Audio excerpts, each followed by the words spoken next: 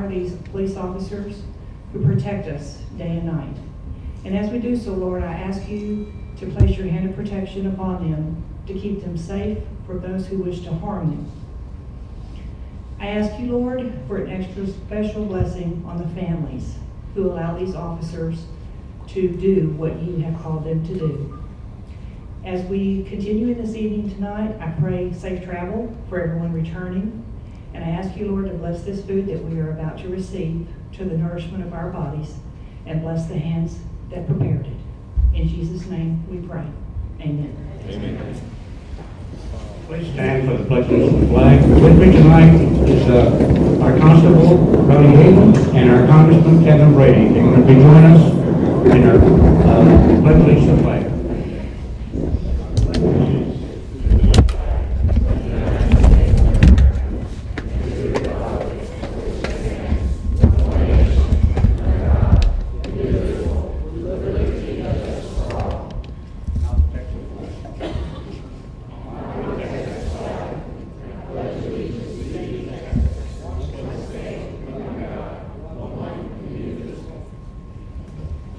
Thank you. Please be seated.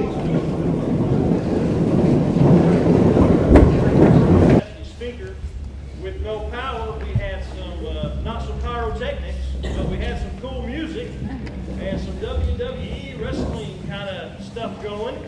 But you'll just have to hum in your head this evening. But in any event, let me at this time introduce Hacksaw, Jim Dugan.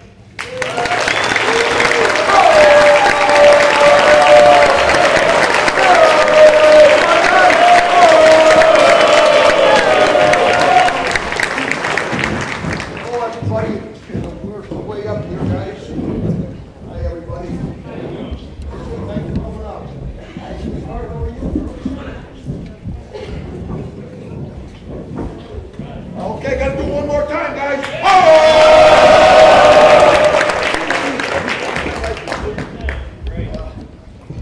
Thank you, folks. I thought they were trying to hide from me when they turned the lights out, but I made it here anyway. But I'd like to give you a little background on myself. I'm originally from upstate New York, where my dad was chief of police, a police officer for 42 years. Glens Falls, New York, a little 30-man force. So everywhere else in the world I'm known as Hacksaw Dugan, except in Glens Falls, I'm Chief Dugan's kid. And, I've been wrestling now for 36 years, and a lot of folks know the negative stuff about professional wrestling. You know, there's a high drug rate, high alcoholism rate, high death rate, high divorce rate. But for me, it's been a great business. I've been doing it, like I said, 36 years. I've been with my wife for 30 years. I took 2 girls through school. Never had to go to rehab for booze or drugs. It's been a good business. I'm tired of folks always hearing the negative stuff about wrestling. But when I first started off, I was spoken in Dallas, Texas with Fritz Von Erich. And I played football for a couple of years, so I met Fritz and said, you might want to try pro wrestling.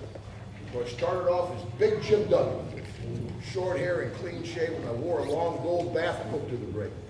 And, so Vince McMahon Sr. brings me up to the WWF back in the F days. He's like, kid, you might have a future, but come up with something better than Big Jim and get rid of that gold bathrobe. So they actually sent me to Hawaii to learn to wrestle, where I worked for High Chief Peter Maivia. The folks in wrestling know about the High Chief.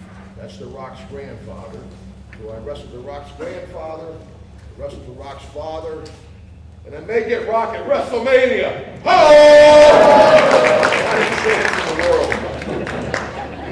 But, so after I was over in Hawaii, and I was a relatively young guy working against grown men, so they said, put a mask on, wrestle with a mask, and we're going to call you the Convict.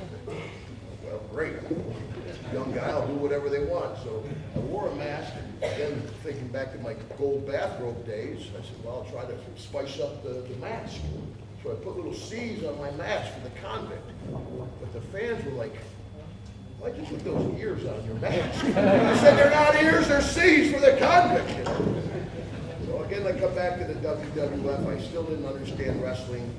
They sent me to Georgia Championship Wrestling for a short time, Pensacola, where I became Wild Man Dugan. I wore a fur with chains on it. I grew my hair real long, my beard real bushy. And on the way to the ring, I dropped down. I did a bear crawl, you know, which back in the old days was the worst thing you want to do at a wrestling show because you're at foot level. I was a bad guy. Everybody's putting the boots to me, you know. And that was before sports entertainment. You know, back then they had a waiver. If you wanted to try one of the wrestlers, you could sign the waiver and come up in the ring with us. And so just getting back and forth to the ring was a very, very dangerous deal. Excuse me. You know, the fans would throw stuff at you, they'd spit on you, they'd kick you. It was just a real rough territory. I was out West Texas, out in Amarillo. I'm sitting back in the dressing room all covered with bruises and loogies with people. And Bruiser Brody came in, he says, Dugan, he says, if you carry something to the ring, carry something you can use. Forget all those feathered boas and sequin robes. So I looked around, I was like, well, here's a piece of wood. I grabbed a 2x4, and I've been carrying a 2x4 for 30 years since then. And I went out and came through the curtain, I went, ah! I was yelling, waving at the 2x4. It was like part in the Red Sea. The people scattered. I got right to the ring, like, this is great. Got done with my match, oh! And running back out. And been carrying the board ever since. Well, then we made the move to Mid-South, which was the Louisiana, East Texas. Here we come to Houston for the old Sam Houston Coliseum for Paul Bosch. Some great wrestling there. And I wrestled with Ted DiBiase, who taught me an awful lot about wrestling. You know, that's one thing folks don't realize about wrestling. You know, there's 1,500 NFL football players. There's 1,000 NBA basketball players this year. There's 120 WWE wrestlers. It's a very, very competitive business. One of the huge misconceptions, people go, well, you guys are all good friends, aren't you? I said, yeah, we all compete for the same money. We're real good friends. And of course, you just don't have guys from this country. You got guys from Australia, Europe, Japan. Everybody's coming to be a wrestler. Right? I do a lot of charity golf tournaments with the NFL. I've got a 2x4 in my bag, kind of explains my golf game for me. I always ask the NFL guys, I'm like, world champions? Where in the world have you guys been? You know, in the 36 years I've wrestled in every state in the Union, every province in Canada, and 30 different countries. It's amazing the appeal of wrestling around the world. Nobody knows Peyton Manning over in Barcelona, but they'll all go, ho! So we made the move to WWF, and one of my great friends up there, Jake the Snake Roberts, who I traveled with Jake for many, many years. And if you travel with Jake the Snake Roberts, that means you have to travel with Damien, this 110-pound python. He caught wherever he goes. And of course, it was a tough life for the snake. We live in a bag, and we go in the back of the car, and we make the towns. I was pretty used to the snake because I traveled with Jake all the time. The snake would always try to get out of the bag. Well, boom, this one time we were like in Alabama, going to a show, and the snake gets out of the bag. I'm driving a big old rented Lincoln Town car.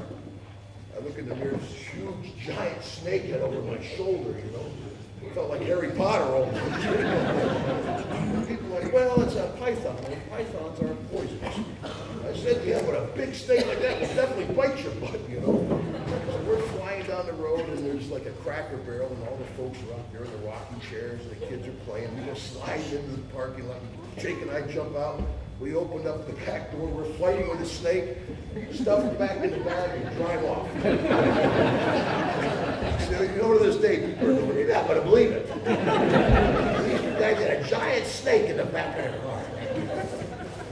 And of course, one time we were up in the north, like Detroit, Chicago area. We went out, it was January, we went out, had a good time. Came back to the hotel, went to bed. Got up the next morning, there was about 8 inches of snow, you know, so we opened the trunk of the car. There's my 2x4. There's Damien, frozen as stiff as my 2x4. We forgot the snake and left him in the car overnight. So Jake had to call Vince McMahon. He's like, Vince, the snake's dead. He's like, how did the snake die? I don't know. And of course, you know, if everyone knows the WWF, the Ultimate Warrior. You know, of course, Ultimate Warrior is one of the great wrestlers of our time. But, you know, the guy had a little bit of an ego problem. He changed his name to Warrior. Big League Warrior, you know. So I I told my wife, I said, we're going to change our name to Hacksaw. We'll call the girl Saw 1 and Saw 2. But anyway, we're in a big battle royal, which a lot of horseplay happened back in the old days in the battle royal. Of course, the warrior wore all these colorful nylon ropes hanging off. He had a great body, big physical guy. And me and Big Boss Man pushed the warrior in the corner. We're working the warrior over pretty good. Kurt Hennig rolls in the apron, reaches up, and he ties one of the nylon ropes to the top ring rope. So the warrior's tied to the rope. We leave the warrior like, I break.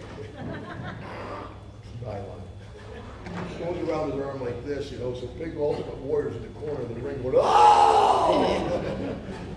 Chief J. Strongbow had to come out with a little pocket knife and cut him loose. So me and Boss Man and Kurt got a free trip to Stamford, Connecticut for a meeting with Vince McMahon. Definitely wasn't very happy. But of course, now the Macho Man Savage, I don't know if you guys know Macho, anybody?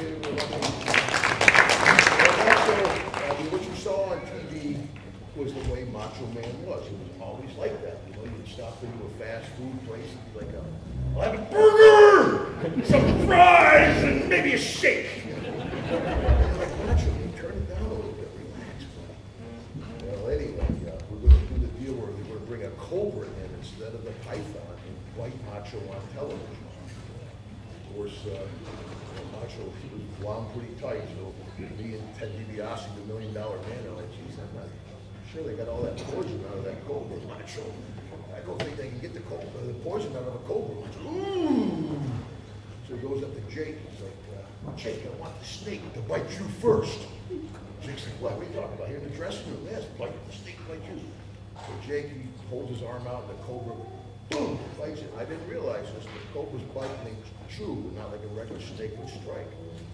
So it gets Macho leaves. He's like, don't take nothing, no antidotes. So Macho leaves. Jake puts the snake in the bag. He grabs the bag. Boom, boom, boom, boom, boom. Now the snake's like, ah! When he gets out, he throws the snake on this thing. The thing flies across the ring, bites Macho. Blood goes everywhere. It was a great angle. A lot of guys, you know, were used to Jake, but the Cobra was something different. We'd all be in there playing cards, Hulk Hogan, Andre the Giant guys. And the Albert dude that had the snakes would come in and said, I got the Cobra. Boom, throws the Cobra out on the floor. So the Cobra stands up pretty high, you know. It's got the big hood there. Nobody wants to sell it too much, but we're all like, ooh, that's a big snake. We're all kind of getting out of the way. So the Albert guy, I'm going to put it back in the bag. He's shaking his hand, the snake looks at his hand, he reaches around, the snake turns around, boom, bites him right on the other hand. So now the snake's holding on to Albert's hand, he's going like this. The snake is flying up and down. You want to talk about a battle royal. You got 30 wrestlers heading for the door all at the same time. Then big Andre comes through and squishes it all, you know. Actually, I had an opportunity to go to the WWE, which WWF was pretty much my heyday, you know, with Hogan and Macho and everybody, but I came back to WWE. Of course, in the F days, I wrestled Dusty Rhodes, Ted DiBiase, and Orton. In the WCW, WWE, I wrestled Orton's kid, DiBiase's kid, and Dusty's kid. Then at first I beat up the old man, then I beat up the kid. Oh! It's been a good business, but probably the highlight of my career, you know, I was never world champion. I was never tag team champion. I was never intercontinental champion.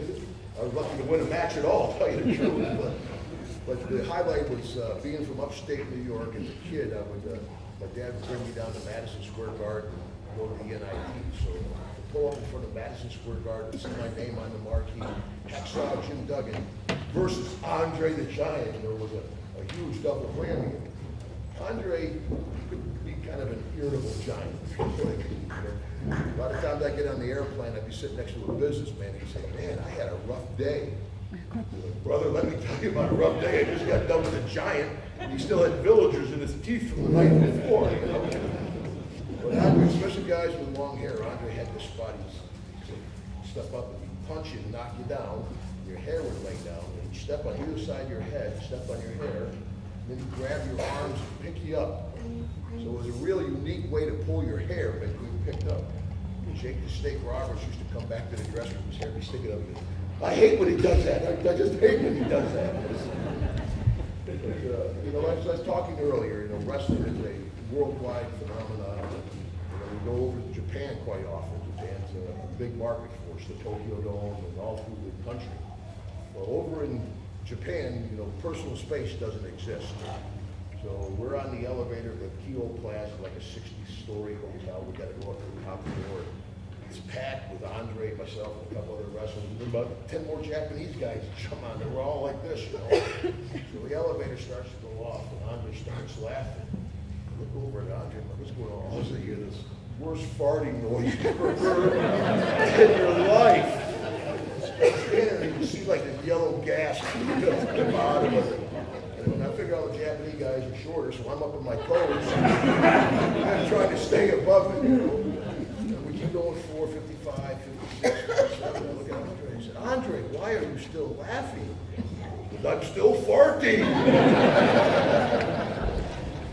Like I said, Andre actually elevated me from a mid-card guy to a main event guy, which is one of the ham and egg guys Bobby Heenan used to say. You know, Andre came out and goes, I challenge anybody.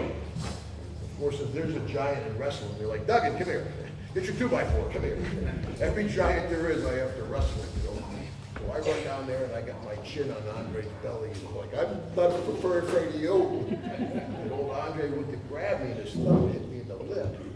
It knocked my lip right down. So now blood is cascading down my chest. Andre the Giant's got me by the throat. He's choking me down on television. I feel around on the floor. Boom, I get my 2x4. We hit the big giant. He goes down like a huge redwood tree. We go off the air with me standing over Andre the Giant covered in blood. Ho! That elevated me to a mid-card guy, which wouldn't happen, of course, if Andre didn't want it to happen. But, maybe one last Andre story, I guess. You know, Andre being so big, the best way to put it, I guess he's not the most hygienic guy in the world. You know, he had trouble fitting in showers. You know, it was hard being that huge, 7'2", 500 pounds almost. You know, he never washed his gear. So he had a unique aroma, to say the least. He'd be talking, he'd be going, Andre, hello, boss, hello. He'd come in. But anyway, we had this spot. I wrestled Andre 54 days straight. And Andre would say, you know, Dugan, step closer. I did a couple baby steps. Get closer. And he grabbed me by the hair, he pulled me, and he wrapped the strap around my, he wore a singlet with a strap. He pulled that out, and wrapped it around my throat, he choked me. He would do this every night. It was a standard spot. Well, everybody knew Andre, you know, drank unbelievable amounts. But one night we're out West Coast, and he's a little inebriated, to say the least. He's like, Dugan, step closer. I'm like, well, I'm just going to lean into it this time. I'm not even going to hear him. He grabs me by the hair, he pulls me in, he goes to wrap the strap around my throat. Instead of going around my throat, it goes like this. You know, I was 300 pounds back then, and Andre starts choking me with it. Now he's squeezing all the giant juice out of his gear. That fight as hard as I've ever fought in my life.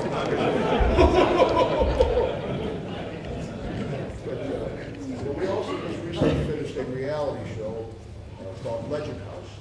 They took 8 wrestlers, they put us in a mansion out here in Palm Springs, California. When we get out there, they said, well, you have to have a roommate. I haven't had a roommate since I went to college. Right up the road at SMU with Dallas, my college. The Mustangs.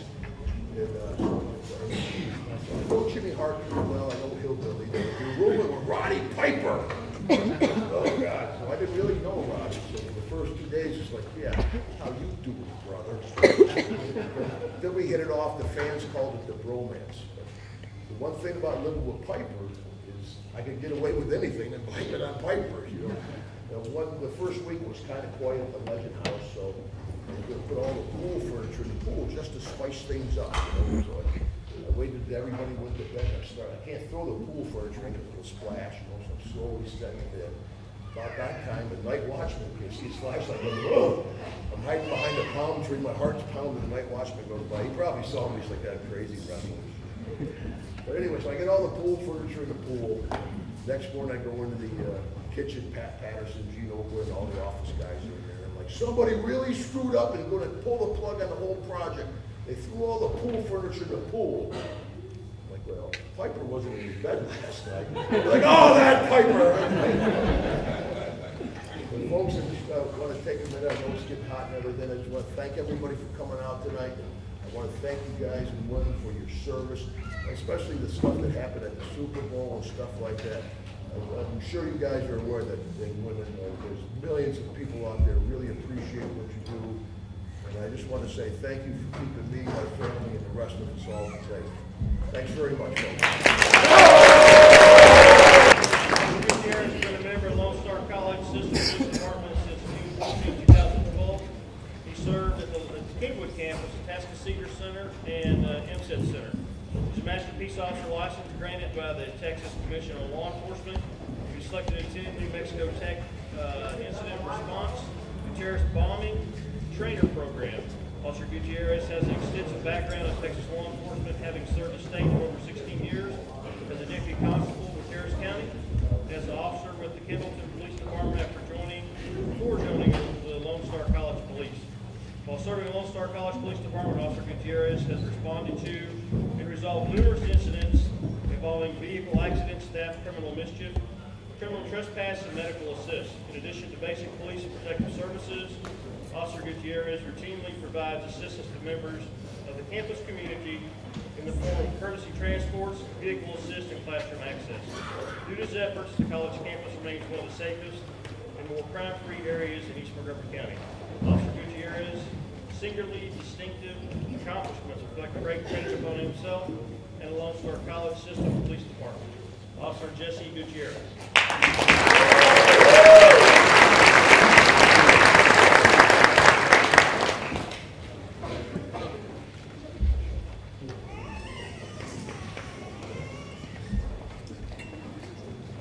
The next officer to be recognized this evening is with New Caney ISD Police Department, Officer Daniel Soto II.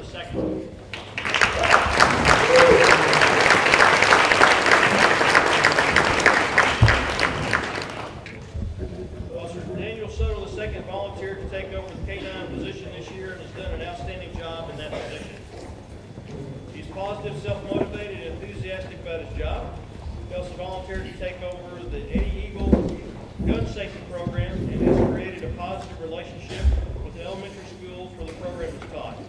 Chief Wooten has received numerous compliments and accolades about K-9 Officer Soto, and is proud to have him as a role model for the students and an asset to the community in the New Caney ISD Police Department. Officer Daniel Soto II.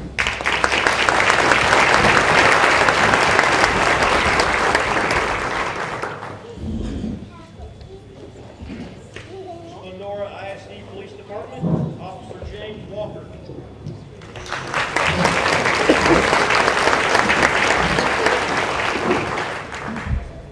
James Walker, or Red as he's commonly called, is a vital part of the Splendora ISD Police Department. Red works in all capacities of the department and assists in all areas. Red's career spans some 19 years in law enforcement.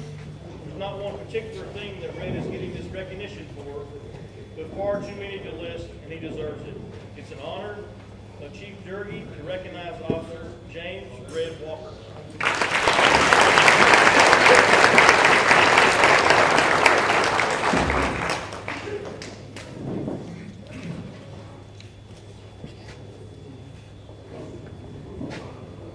Officer James Walker.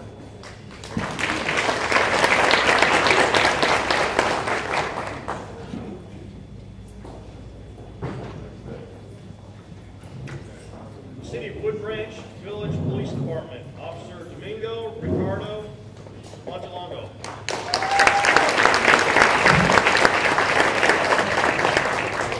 Officer Domingo Montalongo has been a member of the City of Wood Branch Village Police Department since June 25, 2013.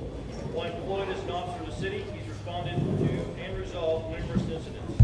Some of these include family disturbances, vehicle disturbances, criminal trespass, assisting other agencies with Spanish speaking. Officer Montalongo is willing and eager to learn everything that he can in law enforcement. Officer Domingo Ricardo Montalongo.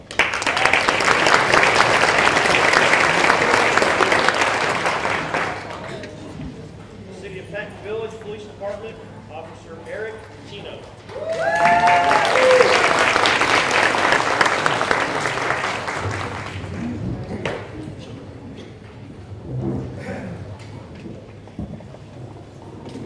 Officer Eric Tino performed his duties in an exemplary capacity, utilizing his investigative skills to assist other agencies to investigate case crimes in and around the city. As court bailiff, he has been a strong bridge to the Hispanic community. He takes the initiative to identify problems and devise a solution. His role requires strong communication skills, and he's shown that he not only has these skills, but he also has the ability to inspire respect and cooperation to teammates. Officer Patino has gone above and beyond to aid the police department in enforcing the ordinances and code enforcement. He has proven to be an asset to this department with his language abilities, and his overall drive and spirit, as well as a strong and positive influence in our community. Officer Eric Patino.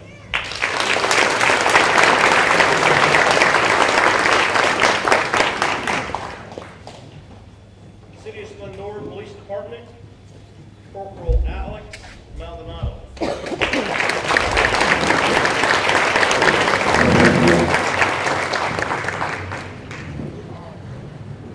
The ever-ambitious Alex Maldonado had yet another record-setting year in 2015.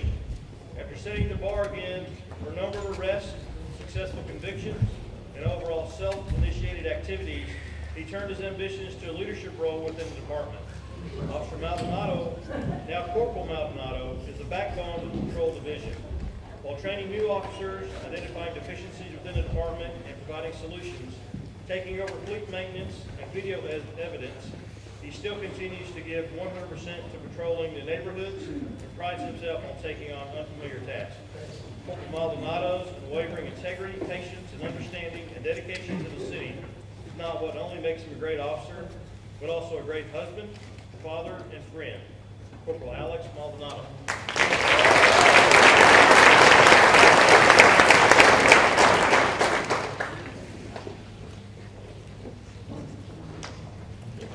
City of Roma Forest Police Department, Corporal Christopher Taylor.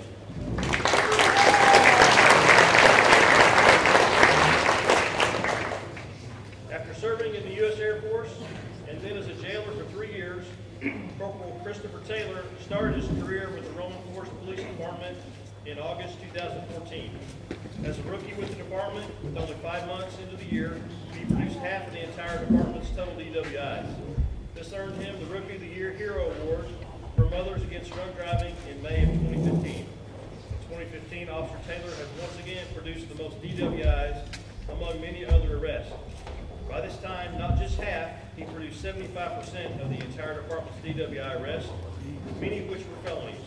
Also in 2015, due to his professionalism and abilities of being a model policeman, Chief Carlisle made a policy exception to make Officer Taylor a field training instructor earlier than normal.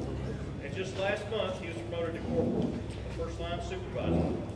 Corporal Christopher Taylor has demonstrated superior policing skills and excellent leadership. Corporal Christopher Taylor.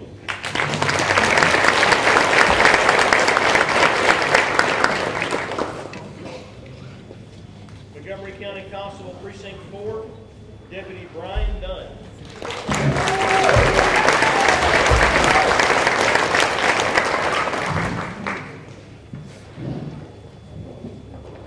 Deputy Dunn started his career in law enforcement in 2006 with the Harris County Sheriff's Department until 2008, when he went to work for the Montgomery County Sheriff's Department Drug Task Force and was hired to the Montgomery County Precinct 4 Constable's Office in 2013. He then started in the Narcotics Division, which is a highly motivated team that targets illegal activity from within the county. Deputy Dunn has been instrumental in the creation of a narcotics team who targets drug dealers throughout East Montgomery County, which has proved great results. Because of Deputy Dunn's professional attitude and willingness to go above and beyond his duties, East Montgomery County is a much safer place to live and raise children. Deputy Dunn's achievements with this department provide a great positive example that with joint efforts, all things are possible. Deputy Brian Dunn.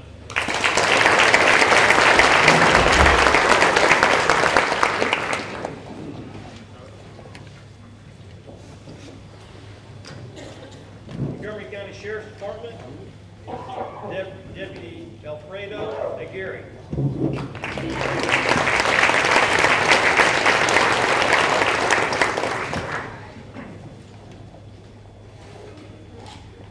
On November 3rd, 2015, around 6 p.m., Deputy Alfredo Aguirre was dispatched to a call for service on Thelma Lane. When he was at the dispatched residence, he was approached by several children from a neighboring home. The children were in a panic and told Deputy Aguirre that their home was on fire. Deputy Aguirre immediately advised dispatch of the fire and requested the fire department. He asked the children if anyone else was inside the home. The children stated a member of their family may still be inside. Deputy Aguirre entered the home, which was now billowing smoke, and found that only the family dog was inside. He was able to get the dog and bring it out to the children. He suffered some smoke inhalation and fell to the ground, but was able to recover and assist using a water hose to fight the fire until the fire department arrived. Due to Deputy Alfredo Aguirre's selfless act of bravery and quick thinking, the family's pet was saved and the home was not a total loss. Deputy Alfredo Aguirre.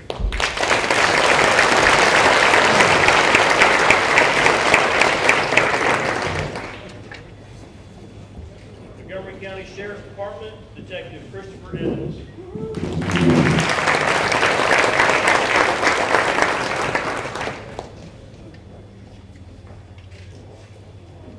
In June of 2015, Detective Evans was made aware that an 8-year-old child had made an outcry that her stepfather had been sexually assaulting her. The last known incident occurred the day before Detective Evans was made aware of the outcry. Detective Evans began his investigation and found that the assaults had been occurring over a period of several years. Detective Evans' investigative work led to the issuance of an arrest warrant for the subject and his arrest. The case is still awaiting final adjudication in the court. Detective Christopher Evans.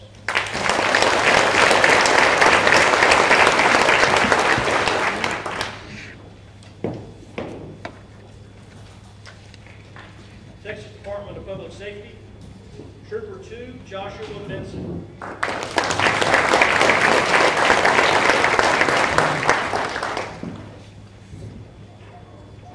The duties of a state trooper have changed drastically over the past several years. The times of a trooper writing tickets and working crashes are long over. One trooper who epitomizes the new trooper is Trooper Benson. During 2015, Trooper Benson successfully went through a grueling assessment process and extended an offer to become the department's elite special response team. This unit is tasked with conducting special operations within the southeast Texas area as well as the border.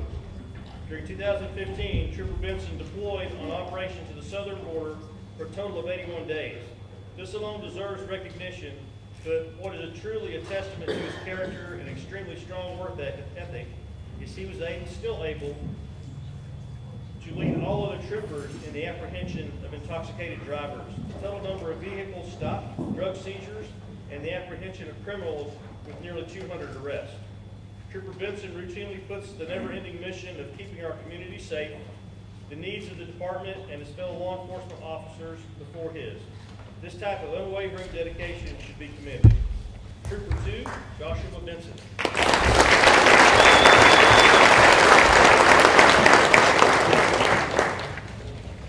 Texas Department of Public Safety, Trooper 2, Andy Sharp.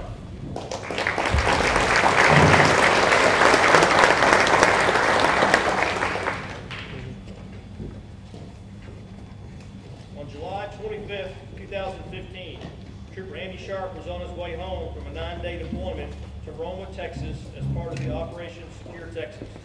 As he drove through Houston on Highway 59 in the early morning hours, he observed a female kneeling down near what appeared to be a small child on the inside shoulder near Loop 610. Immediately, he exited the highway, pulled around, and made contact with the female.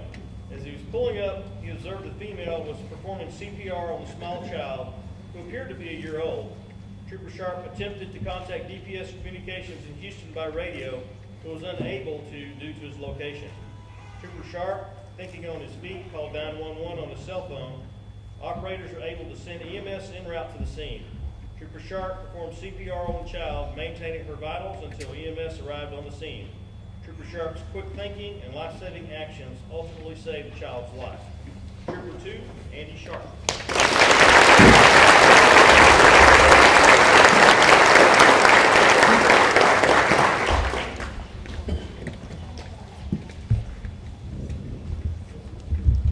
And that concludes our awardees this evening. If we would get you guys to line up, and they'll get you scored.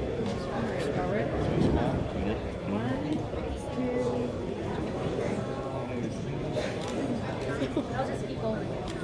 Yeah.